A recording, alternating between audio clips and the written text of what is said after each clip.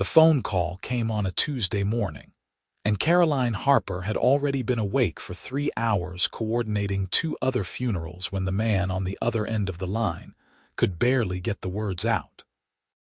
She grabbed her pen, her voice softening into the tone she had perfected over 5 years working at Serenity Gardens Funeral Home, and waited for him to collect himself. "Take your time," she said gently, looking out the window at the gray October sky. "Whenever you're ready." "My father," the voice finally managed, rough with exhaustion and grief. "He passed away yesterday. I need to arrange everything." Caroline started taking notes, her handwriting neat despite years of rush. Name, date of birth, date of death. The deceased was Richard Yates, 68 years old, and according to his son, had lived a full life until a sudden heart attack took him in his study. The son's name was Trevor, and when she asked if other family members would be involved in the planning, there was a long pause. "It's just me," Trevor said quietly. "My mother died when I was 12, no siblings." Her heart squeezed with sympathy, losing both parents facing this alone. "I'm very sorry for your loss, Trevor. Why don't you come in this afternoon? We can go through everything together, and I'll make sure your father gets the service he deserves." They scheduled for 2 o'clock, and when Caroline hung up, she sat for a moment in the quiet of her office. Some calls affected her more than others, and there was something about the raw pain in Trevor's voice that lingered. She shook it off professionally and went back to confirming flower arrangements for the Morrison service on Thursday. At 2 o'clock sharp, the front door chimed, and Caroline walked to the reception area. The man standing there looked like he had not slept in days. He was tall, probably in his early 30s, with dark hair that fell slightly over his forehead, and the kind of strong jawline that belonged in magazines. He wore jeans and a wrinkled button-down shirt, and his eyes were red-rimmed but striking, a deep brown that held too much sadness for someone so young. "Trevor," she asked, extending her hand. "I'm Caroline Harper." His handshake was firm despite everything. "Thank you for seeing me." She led him to her office, a comfortable room she had decorated herself to feel less like a business and more like a living room where people could grieve without feeling rushed. Trevor sat in the chair across from her desk, his hands clasped between his knees, and for a moment just stared at the floor. "This is all very sudden," he said finally. "We had dinner Sunday night. He seemed fine, and then Monday morning I got the call from his housekeeper." Caroline poured him a glass of water from the pitcher she always kept ready. "Sudden loss is particularly difficult. There's no chance to prepare, no goodbye." "I keep thinking I should have noticed something," Trevor continued, accepting the water but not drinking it. "Some sign." But he was laughing, telling stories about his work. He owned a manufacturing company, started from nothing and built it into something really successful. "He must have been very proud of that," Caroline said softly. "He was." Trevor's voice cracked slightly. "And I think he was proud of me too, even though I took a different path." Over the next 2 hours, they went through everything. Caroline had done this hundreds of times, but she found herself paying extra attention to the details Trevor shared. Richard had been a self-made man who loved classic cars and jazz music. He had wanted to be buried, not cremated, and Trevor remembered him once saying he wanted a simple service, nothing fancy, just honesty and good music. "Did he have a favorite song?" Caroline asked, making notes. Trevor thought for a moment. "Kind of Blue" by Miles Davis. He played it every Sunday morning while reading the paper. She wrote it down with a small smile. "That's beautiful. We'll make sure it's included." When they finished discussing the basics, Caroline pulled out the catalog of caskets, and Trevor's face went pale. This was always the hardest part, putting a price on grief. She guided him through it gently, explaining options without pushing, and he chose a solid oak casket with simple brass handles. "It looks like something he would have picked," Trevor said quietly. As they wrapped up, Caroline handed him her card. "My cell number is on there. If you think of anything, day or night, please call. I'm going to take care of everything, Trevor. You just focus on being there for the people who will want to support you." He looked at her then, really looked at her, and something passed between them. Recognition maybe, or just the raw vulnerability of the moment. "Thank you," he said. "I can tell you actually care. That means more than you know." After he left, Caroline sat in her office feeling the weight of his grief like it was her own. She had learned early in this job to maintain professional boundaries, but every so often someone would slip past her defenses. Trevor Yates, with his exhausted eyes and obvious love for his father, had done exactly that. The next morning, Caroline arrived at Serenity Gardens before dawn to meet with the florist. She had specific instructions for Richard's service, and she wanted everything perfect. White lilies and deep red roses, classic and dignified.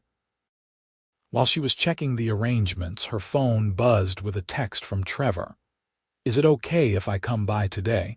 I found some photos for the memory board." She texted back immediately, "Of course, I'll be here all day." He showed up around 10, carrying a shoe box full of photographs. This time he looked slightly better, like maybe he had managed a few hours of sleep. He had shaved and changed into clean clothes, and Caroline could see more clearly how handsome he was beneath the grief. They spread the photos across her desk, and Trevor told her stories about each one. Richard as a young man, grease-stained and grinning in front of his first garage. Richard holding baby Trevor, pride written all over his face. Richard and Trevor standing in front of a massive factory building, the sign reading Yates Manufacturing. "This was 5 years ago," Trevor explained, pointing to that last photo. "The day I told him I was starting my own company, he gave me this look, like he knew exactly what I was getting into, and said, 'Good. You should build something that's yours.' What kind of company did you start?" Caroline asked, carefully selecting the best photos for the memory board. Trevor hesitated, and she noticed a flicker of something in his expression. "Investment firm. Corporate acquisitions mostly. It's not as interesting as it sounds." "I bet your father was proud regardless," she said, choosing a photo of Richard laughing at what looked like a holiday party. "He was." Trevor's voice was soft. "Even when I worked 100-hour weeks and missed family dinners, he understood that drive." They worked together for over an hour, creating a timeline of Richard's life through pictures. Caroline found herself laughing at Trevor's stories. The way he imitated his father's gruff voice, or described the time Richard bought a vintage Corvette and immediately got a speeding ticket taking it home from the dealership. "You're good at this," Trevor said suddenly, watching her arrange the photos with careful precision. "Making this feel less awful." Caroline looked up, meeting his eyes. "It's still awful. But hopefully, when you look at these photos during the service, you'll remember the good stuff more than the pain." Something shifted in his expression, softening. "You really do care." "I do," she admitted. "This job could be just paperwork and logistics, but these are people's lives. Your father's life. It matters." Trevor reached across the desk, his hand hovering near hers for a moment before he pulled back. "Thank you, Caroline. Seriously." Over the next 3 days, Caroline threw herself into making Richard's funeral perfect. She coordinated with the cemetery, confirmed the obituary in 3 different newspapers, arranged for a violinist to play during the visitation, and personally drove to a specialty bakery to pick up the cookies Richard apparently had served at every company event. Trevor called or texted multiple times each day, sometimes with questions, but often just to talk. He told her about sorting through his father's belongings, finding old letters Richard had written to Trevor's mother when they were dating. He told her about calling his father's oldest friends, how they all had stories about Richard's generosity and terrible golf game. "I didn't realize how many lives he touched," Trevor said during one late-night phone call. Caroline was at home, curled up on her couch with tea, and she knew she should not be having personal conversations with a client, but she could not bring herself to cut him off. "That's what funerals do," she said gently. "They show us we're not alone in our grief." "I feel pretty alone right now," Trevor admitted. "I know. But Friday, when everyone gathers, you'll see how loved your father was and how loved you are." There was a long pause. "Will you be there?" "I'll be there," Caroline promised, "managing everything behind the scenes." "No," Trevor said firmly. "Will you be there as a person, not just working?" Her heart did something complicated in her chest. "Trevor, I don't usually attend as a guest." "Please," he said softly. "It would mean a lot to me." So on Friday morning, Caroline wore her best black dress and arrived at the funeral home 2 hours early. She checked every detail obsessively, flowers positioned correctly, programs stacked neatly, the memory board positioned where everyone would see it entering the chapel. The violinist warmed up, and Kind of Blue played softly through the sound system. People started arriving at noon for the visitation. Caroline watched from the doorway as Trevor stood beside his father's casket, shaking hands and accepting hugs from what looked like hundreds of people.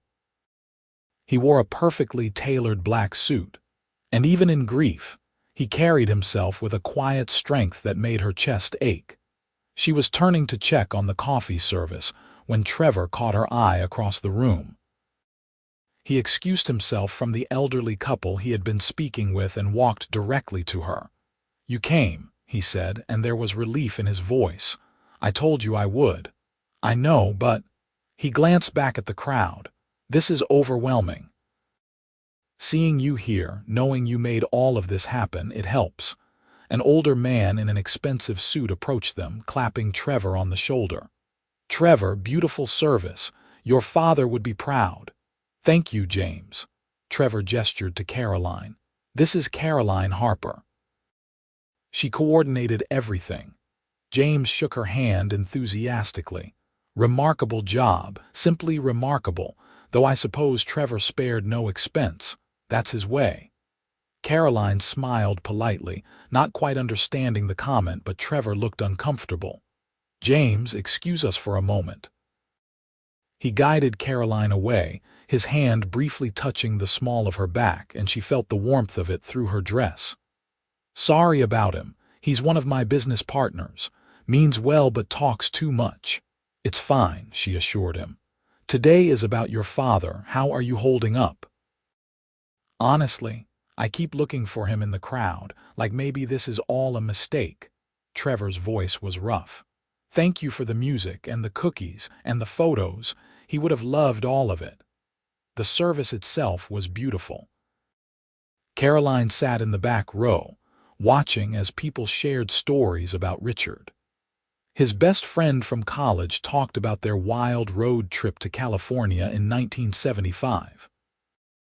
A woman who worked at the factory for 30 years cried while describing how Richard paid for her daughter's college tuition when times were tough.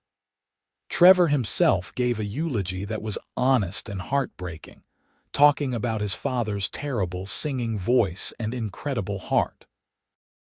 "He taught me that success isn't about money," Trevor said, his voice carrying through the chapel. "It's about integrity, treating people right, building something that lasts. I hope I'm making him proud." Caroline found herself wiping away tears, and she was not the only one. At the cemetery, she hung back while the family and close friends gathered around the grave. The October wind picked up, scattering red and gold leaves across the grass, and the afternoon sun broke through the clouds just as the casket was lowered. It felt like a sign, though Caroline was not usually one for that kind of thinking, After it was over, after most people had left and Trevor had thanked everyone individually, he found Caroline standing by her car. "Hey," he said, looking exhausted but somehow lighter. "Can I buy you dinner?" She hesitated. "Trevor, you should be with family and friends right now. There's a reception at my father's house. His friends are handling it, and honestly, I need a break from being the bereaved son. I just want to be Trevor for an hour. Please." There were 100 reasons to say no. Professional boundaries. The emotional vulnerability of the moment. The fact that she had learned long ago not to get personally involved with clients. But looking at Trevor standing there in his funeral suit with wind-ruffled hair and hopeful eyes, she could not find it in herself to refuse. "Okay," she said, "but somewhere quiet." They ended up at a small Italian restaurant on the edge of town, the kind of place with checkered tablecloths and candles in wine bottles. Trevor ordered wine for both of them without asking what she wanted, then immediately apologized. "Sorry, that was presumptuous. My father always ordered for the table. Bad habit." "It's fine," Caroline said, amused. "I like red wine." They talked for 2 hours, and it was the easiest conversation Caroline had ever had. Trevor told her about growing up with just his father, how Richard had tried his best to be both parents, but failed spectacularly at things like braiding hair and understanding teenage girl drama in Trevor's class. He talked about learning the value of hard work by spending summers at the factory, operating machinery and eating lunch with the workers. "He never let me forget where we came from," Trevor said, twirling pasta on his fork. "Even after the company took off and we had money, he drove the same truck for 15 years. Said fancy cars were for people who needed to prove something." Caroline found herself sharing too, telling him about why she got into funeral services. Her grandmother had passed when Caroline was 22, and the funeral director had been so cold and impersonal that it made everything worse. She had decided then that she wanted to help people through the worst days of their lives with compassion and care. "That's exactly what you did for me," Trevor said, reaching across the table. His hand covered hers, warm and solid. "This week would have been impossible without you." She should have pulled her hand away, should have reminded him that she was just doing her job. But instead, she turned her palm up and let their fingers intertwine. "You made it easy," she said softly. "Your love for your father, it was obvious in everything. That's what made it matter." Trevor's thumb traced circles on her wrist, and the gesture was so intimate that Caroline's breath caught. "Can I see you again? Not about the funeral, just us." "Trevor, you're grieving. Emotions are complicated right now." "I know what grief feels like," he said firmly. "This isn't that. This is me wanting to get to know the woman who made the worst week of my life bearable. Please, Caroline." She looked into his dark eyes and saw sincerity there along with something else. Hope maybe, or the beginning of something neither of them had expected. "Okay," she whispered. "Yes." They started seeing each other the following week, though Caroline insisted they take things slowly. Coffee dates at first, talking for hours in corner booths at her favorite cafe. Trevor was attentive and thoughtful, asking about her day and actually listening to the answers. He remembered details, like how she took her coffee and that she was allergic to shellfish. On their 4th date, he took her to a jazz club where a live band played Kind of Blue, and Caroline watched Trevor close his eyes and sway slightly to the music.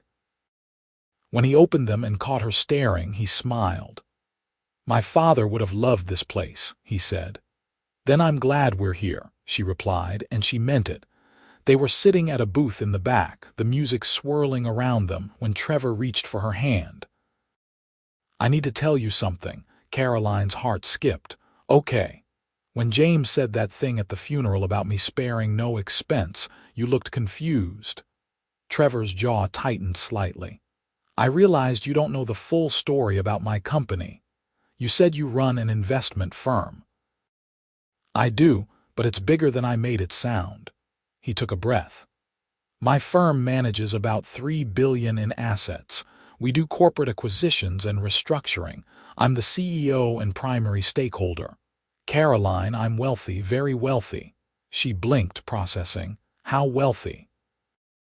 Forbes estimated my net worth at around $400 million last year. It's probably more now. The number was so absurd that Caroline almost laughed. You're a millionaire. Technically, yeah, many times over. Trevor looked nervous, which was oddly endearing. I didn't tell you because I liked that you saw me as just Trevor.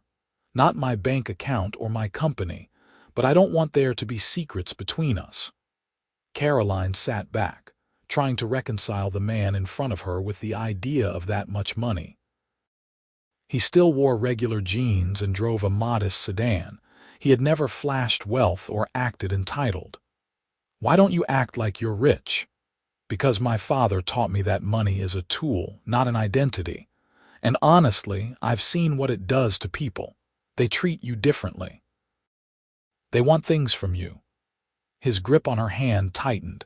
You've never treated me like anything other than a person. That's rare. That's valuable. I coordinate funerals for a living, Caroline said slowly. I make $48,000 a year and share an apartment with a roommate. Trevor, we come from completely different worlds. So what? His voice was intense. Money doesn't change who I am, and it doesn't change how I feel about you. Her heart hammered. How do you feel about me? Trevor leaned closer, his eyes searching hers. Like I've been waiting to meet you my entire life. Like every conversation we have matters. Like I want to know everything about you and have you know everything about me. He paused. Too much. Maybe a little, she admitted, but she was smiling. But I like it. He kissed her then, soft and sweet, and the jazz music swelled around them like a soundtrack. Caroline felt something click into place in her chest, like a door opening to a room she had not known existed. Over the next few weeks, they fell into a relationship that felt both brand new and deeply familiar. Trevor took her to nice restaurants, but also to food trucks and dive bars. He showed up at her apartment with takeout after her long days and listened while she vented about difficult clients. He never flaunted his wealth, but he was generous in small ways, like when he noticed her ancient laptop dying and replaced it without asking, or when he donated a substantial amount to Serenity Gardens to help families who could not afford services. Caroline met his friends, successful people who clearly adored Trevor and welcomed her warmly. She learned that despite his money, Trevor worked constantly, often taking calls at midnight or disappearing for video conferences. He was driven and ambitious, but never at the expense of their time together. My father always said you make time for what matters, Trevor told her one evening as they walked through a park near her apartment. You matter, Caroline. She stopped walking, pulling him to face her. You matter to me too. This whole thing, it's fast and maybe crazy, but I can't remember ever feeling this way about someone. Trevor cupped her face in his hands. Then let's not fight it. Life's too short. I learned that when my father died. They kissed under the orange glow of a street lamp, and Caroline felt herself falling completely, irreversibly in love. 2 months after Richard's funeral, Trevor invited Caroline to his house for the first time. She had known he had money, but nothing prepared her for the sprawling modern estate tucked into the hills outside the city. Floor-to-ceiling windows, a pool that overlooked the valley, art on the walls that looked museum quality. "This is where you live?" she asked, slightly stunned. Trevor looked almost embarrassed. "It's too big for one person. I bought it as an investment, but honestly, it just feels empty most of the time." He gave her a tour, and Caroline noticed that despite the luxury, Trevor's personal spaces were simple. His bedroom had a king bed with plain gray sheets and a stack of books on the nightstand. His office was cluttered with papers and had a photo of him and his father prominently displayed. They cooked dinner together, which mostly involved Trevor attempting to help while Caroline took over because he kept burning things. They laughed until their sides hurt when he somehow set off the smoke alarm making pasta sauce, and later they sat on his back patio with wine, watching the city lights twinkle below. "I want to take you somewhere," Trevor said suddenly. "Now, it's 9 o'clock. No, I mean next weekend. There's a place my father loved about 3 hours north, a cabin by a lake. I inherited it, but I have not been back since he died." Trevor looked at her. "I think I'm ready now, and I want you there with me." Caroline's heart swelled. "I'd love that." The cabin turned out to be a frame surrounded by pine trees, with a dock that stretched into a crystal-clear lake.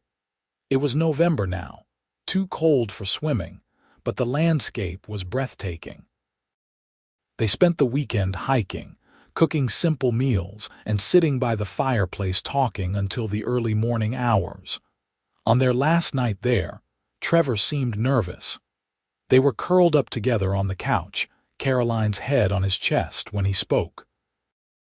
"My father built this cabin himself," Trevor said quietly. "Took him 5 years working weekends and vacations. He proposed to my mother here, right out on that dock." Caroline tilted her head to look at him. "That's beautiful. He told me once that when you find the right person, you know. You don't need years of dating or perfect timing, you just know." Trevor's arms tightened around her. "Caroline, I know." She sat up, her heart racing. "Trevor, I love you," he said simply. "I'm completely in love with you. I know it's only been 2 months and maybe that's crazy, but it's true. You make everything better. You make me want to be better." Caroline felt tears prick her eyes. "I love you too. I think I started falling for you that first day in my office, even though I told myself not to." Trevor kissed her deeply, and there was promise in it and heat and something profound. They made love for the first time that night in front of the fireplace, with the smell of pine and wood smoke surrounding them, and it felt like coming home. The holidays arrived, and Caroline and Trevor spent them together. Thanksgiving at her parents' house, where her mother immediately adored Trevor, and her father grilled him about his intentions until Caroline kicked him under the table. Christmas at the estate, where Trevor had hired decorators who transformed the empty house into something magical, but the best moment was opening presents in front of the tree, just the two of them. Trevor gave her a key to his house. Caroline gave him a vintage Miles Davis vinyl she had tracked down through a collector. They both cried a little, overwhelmed by the significance of small gestures.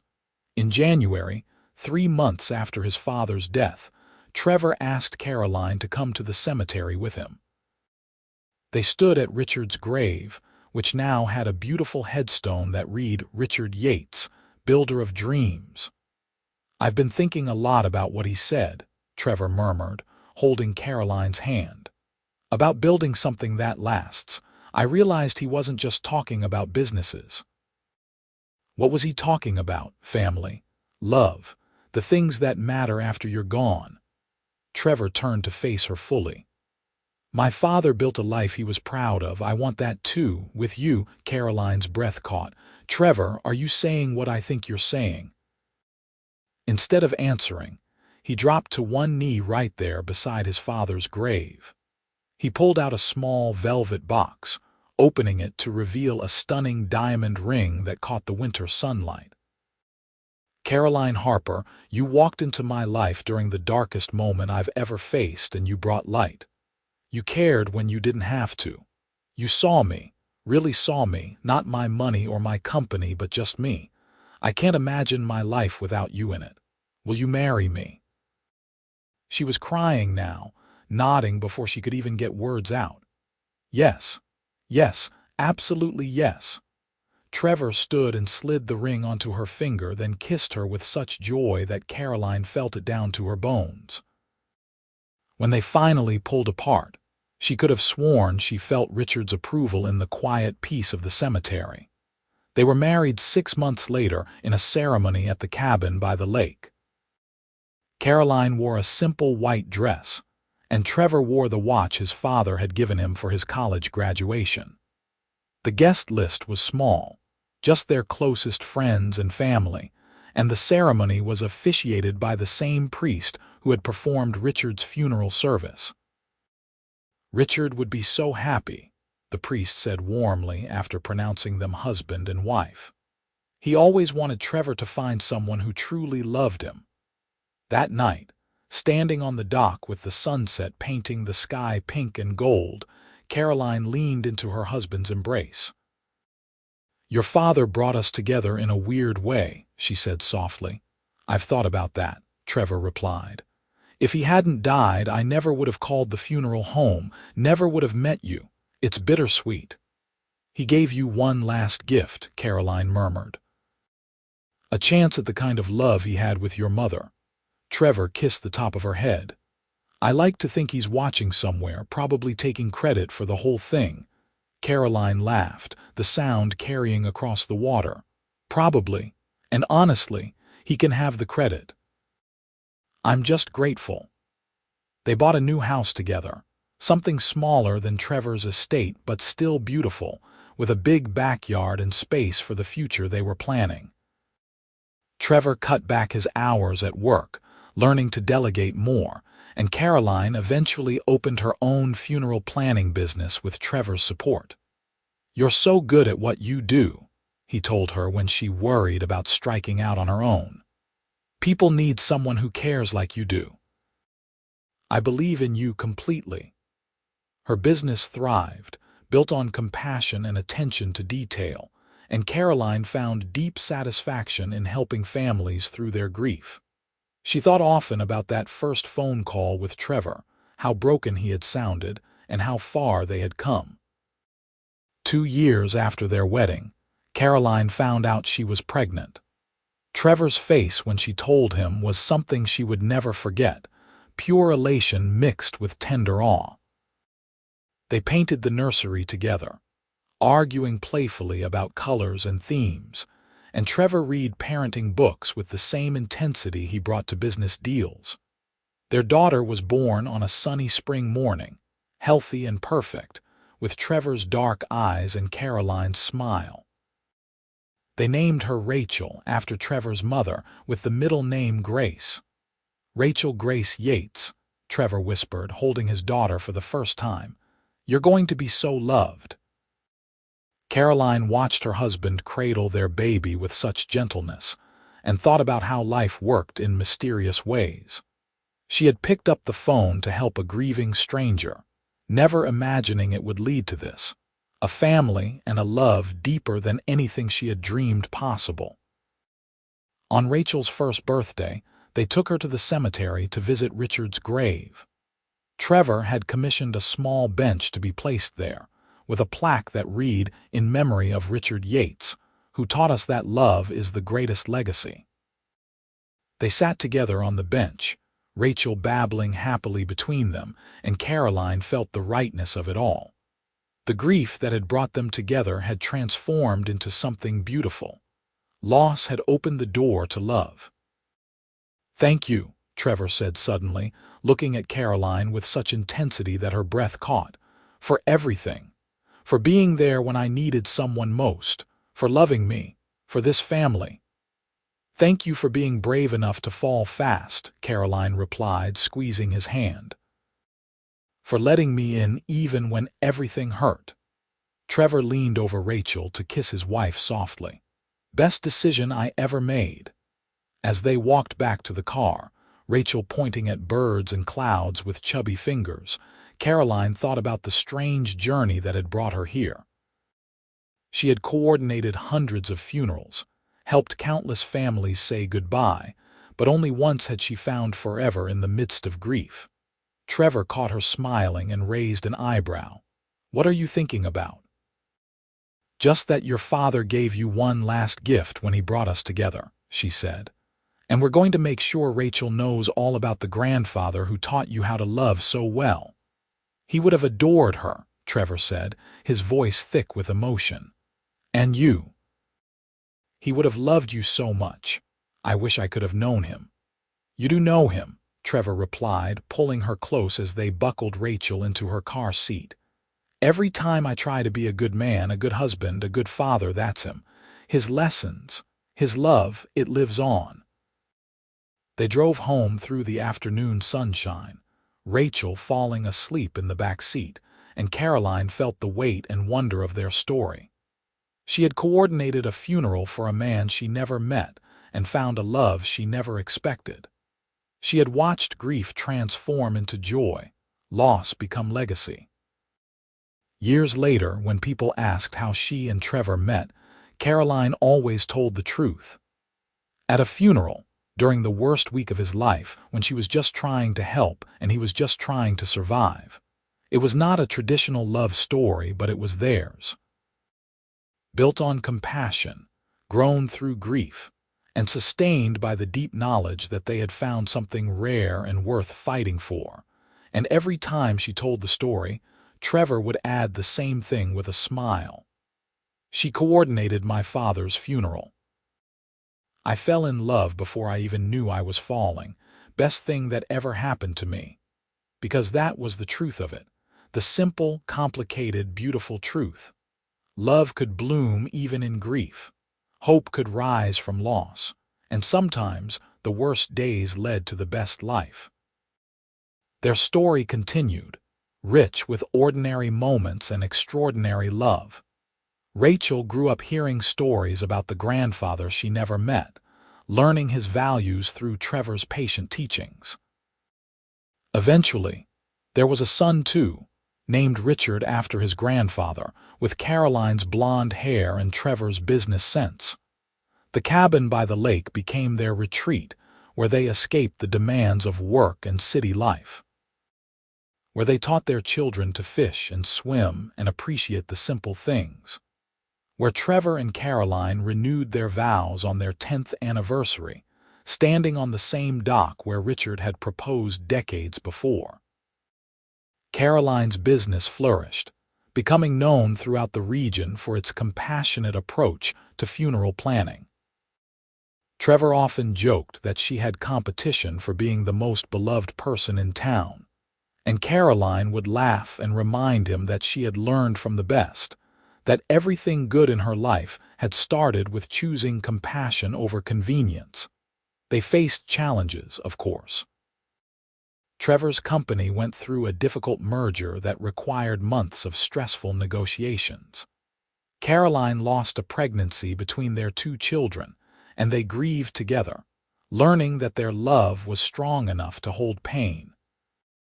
But through everything, they held onto each other, onto the foundation they had built in those early days when grief and love had intertwined. On what would have been Richard's 80th birthday, the whole family gathered at the cemetery. Rachel was 7 now, Richard was 3, and they placed flowers on their grandfather's grave while Trevor told stories about the man who had shaped him. "Grandpa sounds like he was amazing," Rachel said seriously, her small hand in Caroline's. "He was," Trevor confirmed. "And he would have thought you two were the most amazing grandchildren in the world." "Did he know about Mommy?" little Richard asked. Trevor and Caroline exchanged a smile. "No, buddy, but I think somehow he knew I would find someone special. He always believed good things happened to people who lived right."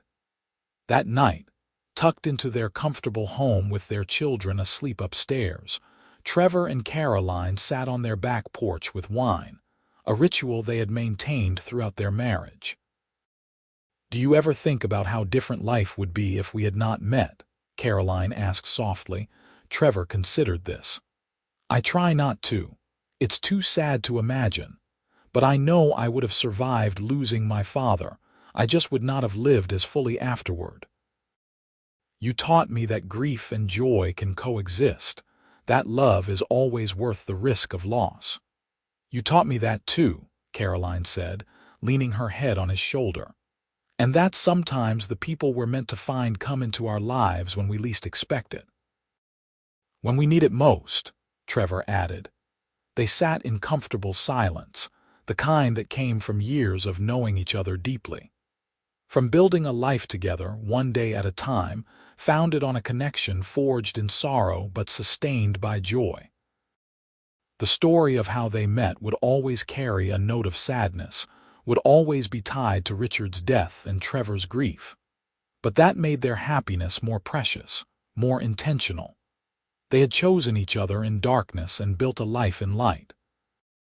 And every single day, in the way Trevor kissed Caroline goodbye before work, in the way she still touched his hand across the dinner table, in the way they raised their children with love and integrity, they honored the man who had inadvertently brought them together. Richard Yates had built a legacy bigger than his manufacturing company or his wealth. He had taught his son to be a man worth loving, to value character over comfort, to understand that true success was measured in relationships, not revenue. And that legacy lived on, not just in Trevor, but in the family he and Caroline had created together. Their love story was not typical, but it was true. It was proof that even in our darkest moments, life can surprise us. That compassion connects us. That love, when it is real and right, can grow anywhere, even in the shadow of grief. And so Caroline, Harper, and Trevor Yates lived there happily ever after, built on a foundation of loss that had transformed into lasting love, grateful every day for the funeral that had changed both of their lives forever.